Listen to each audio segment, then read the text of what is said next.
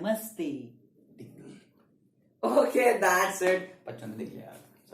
तो अब हम स्टार्ट करते हैं the last topic of the chapter. You can say second last, but वो जो टॉपिक है वो आपको एकदम डिटेल में पढ़ाऊंगा, तो वो अभी नहीं पढ़ाऊंगा क्योंकि वो टॉपिक बहुत इंपॉर्टेंट है गाइस। और आप उसको ये चैप्टर आप थोड़ा सा निकलने लगेगा, ठीक है, तो वो मैं आपको एज अ एक्सटर्नल थिंग पढ़ाऊंगा। फॉर एग्जाम्पल वो आपका सिलेबस नहीं है, आप ये मान लो, बहुत ही इंपॉर्टेंट टॉपिक है, बट याद रखना वो आपको एकदम डिटेल में समझाना पड़ेगा। सो स्टार्ट करते हैं auxiliaries to trade. Okay, auxiliary क्या होता है ये तो बता दे, इधर हुआ। हाँ आगे टेंशन ना लो। ऑक्सिलरी ट्रेड क्या होता है? देखो, हम ट्रेड कर रहे हैं, ट्रेड मतलब buying and selling of good and services कर रहे हैं, तो हमें किन्हीं किन्हीं चीजों की रिक्वायरमेंट होगी। कैसे? देखो, मेरा एक फर्म चल रहा है, मेरा पैसा नहीं, बच्चा ये बोलता है हमारा बिना कैपिटल के बिजनेस स्टार्ट करेगा। मैं बोलता हूं थप्पड़ खाएगा क्या? तो उस कैपिटल को लाने के लिए भले ही मैं अपना पैसा ना लूं, देखो अब इस बच्चे में दम है, देखो हाथों में नहीं नॉलेज में बोल रहा हूं, सुतरी बना के मारता हूं, हाथ में बोल देना। लेकिन मैं क्या बोलना चाह रहा हूं आपको कि जो फर्म है, ठीक है, एक फर्म है, मेरे पे बिल्कुल भी पैसा नहीं है, लेकिन मैं क्या बैंक वाले को बोलूंगा मेरे पैसा नहीं है, मैं नहीं चुका पाऊंगा, मैं उससे लोन ले लूंगा। कितने का? टोटल 1 लाख का। 1 लाख में से मैं 20 करके अलग अलग स्टॉक्स ले आऊंगा, उसे अपने गोडाउन में रखूंगा, फिर उसको एडवर्टाइज करूंगा, कम्युनिकेट करूंगा। This is the requirement. What is this? This is the requirement. मैं आपको अपने टर्म्स में बताऊंगा। बच्चों ये बताओ, पहले आपके टर्म्स में बताऊं कि अपने ओपिनियन के अकॉर्डिंग बताऊं? हम जो बोलेंगे वही बताना। अरे यार आज तो फंस गया यार मैं भी। चलो देख लेते हैं आज हमारे दिमाग में भी कितना। सो ऑक्सिलरी ट्रेड में कौन कौन से टर्म्स में आपको बताना चाहूँ? देखो, फर्स्ट ऑफ ऑल बता दो, बैंकिंग एंड फाइनेंस। अच्छा, बैंकिंग एंड फाइनेंस एक ही साथ, दो बड़े बड़े टर्म। Banking, finance. फाइनेंस को हम फंड बोल सकते हैं, पहले बता दो। Yes sir. देखो, अगर आपके पास ज्यादा पैसा नहीं है, फॉर एग्जांपल अभी आपको 10,000 रुपए सैलरी मिलती है, आप कहते हो यार मेरा पेट नहीं भर पाता, मैं करूंगा बिजनेस स्टार्ट, और ऐसा बिजनेस स्टार्ट करूंगा कि पूरा वर्ल्ड देखते रह जाएगा, दुनिया का सबसे खतरनाक स्टार्टअप करूंगा। क्या बना रिया है? टेस्ला बना रिया है क्या? तो मेरी बात तो सुनो, मैं क्या कहना चाह रहा हूं। मैं तुम्हें यही कहना चाह रहा हूं कि उन सबके लिए तुम्हें कैपिटल चाहिए। व्हाट इज कैपिटल बच्चों? What is capital? इन्वेस्टमेंट है जो हम करते हैं बिजनेस स्टार्ट करने के लिए। ठीक है, और तुम क्या होते हो बिजनेस के? ओनर। ओनर। और ओनर को हम क्या बोलते हैं? प्रोपराइटर। अरे लड़का पढ़ रहा है। तो कैपिटल का मतलब होता है investment by proprietor to its firm. ठीक है, जो भी ओनर होगा बिजनेस का, वो अपने फर्म पे जो भी इन्वेस्टमेंट करेगा वो सब कैपिटल होती है। तो वो इन्वेस्टमेंट करेगा तभी तो स्टॉक आएगा, तभी तो मटेरियल आएगा, तभी तो वो सेल करेगा। सो ये सब प्रॉब्लम जो है, ये सब प्रॉब्लम जो है, इसे हम स्पेसिफिकली इसको एक वर्ड में बताऊंगा, इसे कहते हैं हिंड्रेंस। क्या कहते हैं बच्चों इसे? हिंड्रेंस। हिंड्रेंस। तो banking removes the hindrance of capital and finance. यानी जो भी बैंकिंग है वो आपके कैपिटल को रिमूव कर देती है, जो भी आपकी प्रॉब्लम्स आ रही है। ये नहीं कि फिर आप लोन नहीं चुकाओगे, तुम ही हो रहे हो मोदी जी, लोन तो चुकाना पड़ेगा, लेकिन वो कहीं ना कहीं तुम्हारी फाइनेंस की प्रॉब्लम को रिमूव कर रही है, क्योंकि बाद में तुमने लोन इसलिए तो लिया होगा कि तुम उसको चुका पाओगे, नहीं तो तुम क्या नल्ले बैठने वाले हो क्या? Okay, so first banking which removes the hindrance of. Hindrance को हम क्या बोलते हैं बच्चों? बहुत बढ़िया, प्रॉब्लम। थोड़ा जोर से बोले यार बच्चों, थोड़ा जोर से बोलते एक बार। हिंड्रेंस का मतलब प्रॉब्लम। अरे वाह। तो banking removes the hindrance of finance, that's it. अब और कोई आपके बारे में कोई भी टर्म्स आप जो सुन लो। इंश्योरेंस। क्या पूछ लिया? इंश्योरेंस तो ये बच्चा बच्चा जानता है, बहुत इजी है। देखो इंश्योरेंस क्या होता है। अच्छा, बहुत ही इजी, बहुत ही सरल भाषा में आपसे बात करूंगा। देखो, अगर आपके फर्म में स्टॉक जल गया तो क्या होगा? आपका लॉस हो जाएगा। अरे वाह, तो आपको नुकसान हो जाएगा, लॉस हो जाएगा। तो क्या आप हंसोगे? अरे मेरा नुकसान हो गया, जल गया, अरे बिजनेस जल गया। तुम ही हो रहे हो parallel world round to L के।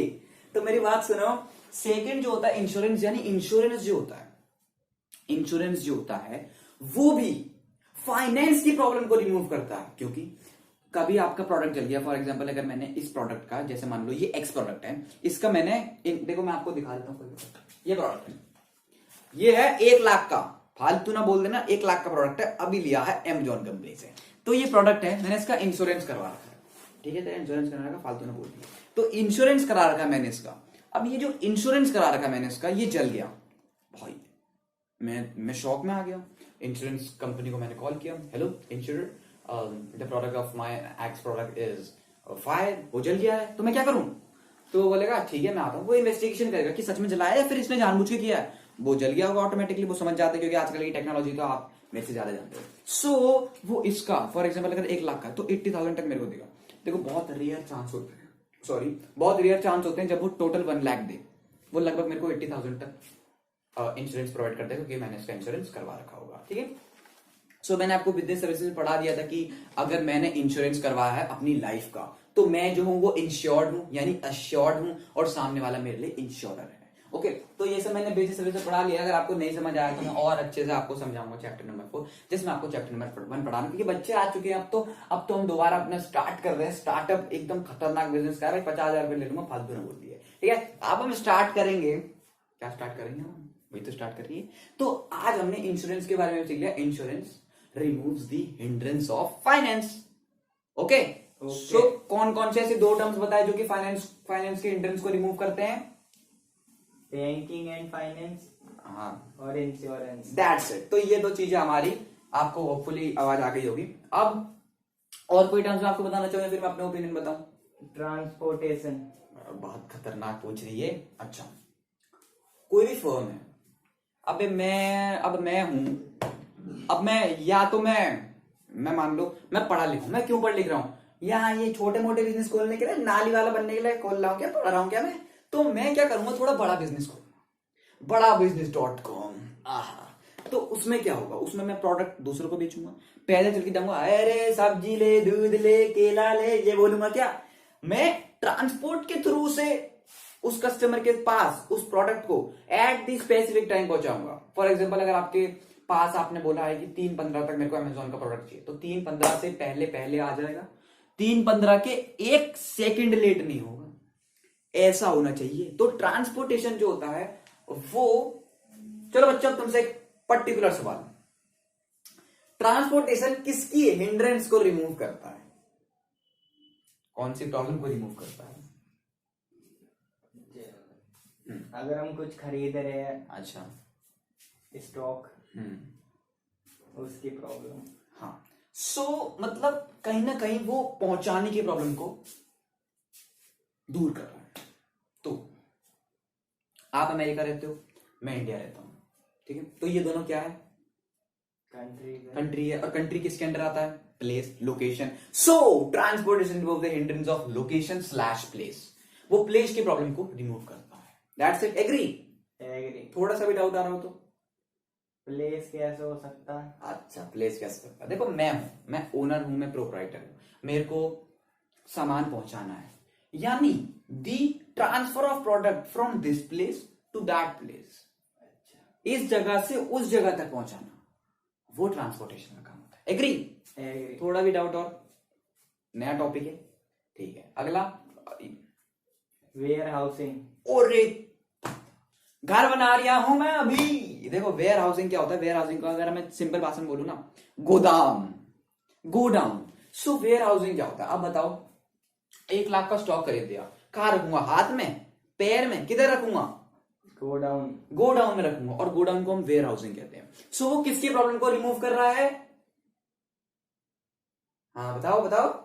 स्टॉक रखने की जगह। हाँ, तो स्टॉक रखने की जगह तो बोलोगे आप फिर से प्लेस नहीं, वो प्लेस नहीं है, वो रिमूव कर रहा है स्टोरेज की प्रॉब्लम को, यानी रखने की प्रॉब्लम को।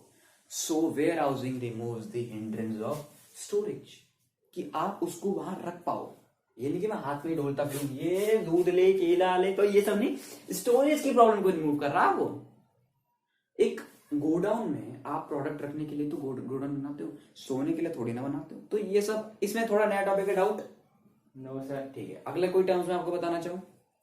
कम्युनिकेशन। अच्छा, देखो, अगर मैं हूं, मैं अपनी बिजनेस स्टार्ट करता हूं, मैं कोई बिजनेस स्टार्टअप करता हूं, सो बेसिकली मैं उन्हीं एरिया तक अपने लोगों की बात पहुंचा पाता हूं जहां पर मैंने अपनी बिजनेस खोला हुआ। लेकिन आप कहोगे I don't agree to this statement.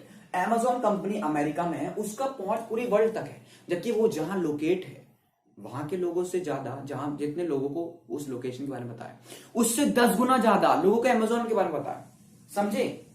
कि मतलब अगर मेरा यहां पर दुकान खोला मैंने, तो यहां पर जितने एरिया के लोग हैं उतने ही लोग मेरे दुकान को जान पाएंगे और कोई नहीं जान पाएगा। अगर हमारी टेक्नोलॉजी नहीं होती तो क्या अमेजॉन कंपनी चलती? अमेजॉन कंपनी का नाम गूगल पे आता।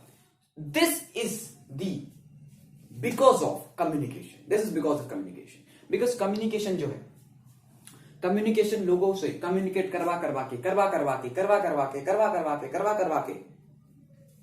अमेजॉन कंपनी को पूरी वर्ल्ड का थर्ड बिगेस्ट कंपनी बना दिया।